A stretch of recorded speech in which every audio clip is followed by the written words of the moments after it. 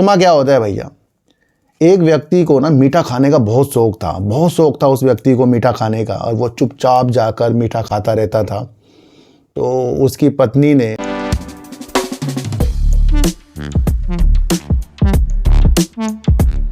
बाजार पल पल में हमें चकमा देता, और वो चकमा होता है FIs के आने से और FIs के जाने से। जब FIs आएंगे दारी शुरू, फिर FIs इसका सिरे ले जा लेंगे, और जब FIs भागेंगे तो फिर वो भी यही सिरे ले जाएंगे कि भैया FIs जा रहे हैं बेच कर, इसलिए बाजार गिर रहा है। तो बाजार के माहौल के अंदर चकमे जैसी बात हो रही है। पर हमारी स्थितियां FIs के जाने आने से बिल्कुल डगमगानी नहीं चाहिए। ये निरंतर बाजार के अंदर चीज़ें होती जाएंगी कि जहां तेज़ी और गिरावट के सिलसिले होते जाएंगे। अगर आप इस रूपरेखा के अनुसार चीज़ों को उस विधि से ले गए कि उतार चढ़ाव में अपनी चीज़ों को फंसाते गए, तो बाजार के अंदर FIs हमें चकमा देते रहेंगे। अब ये चकमा क्या होता है भैया? एक व्यक्ति को ना मीठा खाने का बहुत शौक था उस व्यक्ति को मीठा खाने का, और वो चुपचाप जाकर मीठा खाता रहता था। तो उसकी पत्नी ने उसको मीठा खाने से काफ़ी दिनों से मना कर रखा था, क्योंकि उसको थी शुगर। और उसके बावजूद भी वो व्यक्ति किसी न किसी बहाने से मीठा खा ही लेता था।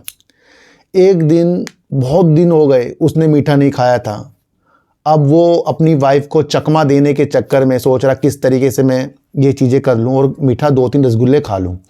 तो उसने ऑनलाइन फूड, आपको पता है कौन कौन सी कंपनी है, उससे उसने 2-4 रसगुल्ले मंगा लिए और उसने ऑर्डर कर दिया, और वो चुपचाप बैठ गया। थोड़ी देर बाद उसकी जो बेल बजी, तो उसकी पत्नी ने कहा देखती हूँ कौन आ गया। तो उसके पति ने कहा कि भगवान, हर काम तुम ही देखोगी, तुम खाना बनाओ, मैं जाकर देखता हूँ कौन आ गया। तो जैसे ही वो बाहर गया, उसने उससे पैसे पूसे दिए, जो भी उसने किया, और वो 2-4 रसगुल्ले चुपचाप खा के वह अंदर आ गया। तो उसने अपनी वाइफ को चकमा दे दिया। अब उसकी पत्नी से ने पूछा कि कौन आया था? तो उसने कहता कोई नहीं, पड़ोस से कोई आया था। तो इसी तरीके से FIs होते हैं, वो हमें बार बार चकमा देते जाएंगे, पर हमें सुचारू रूप से अपने जो भी अच्छे शेयर हैं उसको चकमे के भांति निकालना नहीं है, उसे उस हिसाब से रखना है कि कोई भी आपके हाथों से चकमा देकर शेयरों को ले जा ना सके। मैं आपको इतनी सी एक बात बता दूं, है ना, अभी NHPC का भी डिविडेंड आया है। गिरावट के बावजूद भी NHPC ने डिविडेंड दिया है। बड़ी बड़ी कंपनियां डिविडेंड देती हैं। अच्छी कंपनियों की जो प्रोग्रेस की स्थितियां होती है वो आपके माइंड में छपी रहनी चाहिए।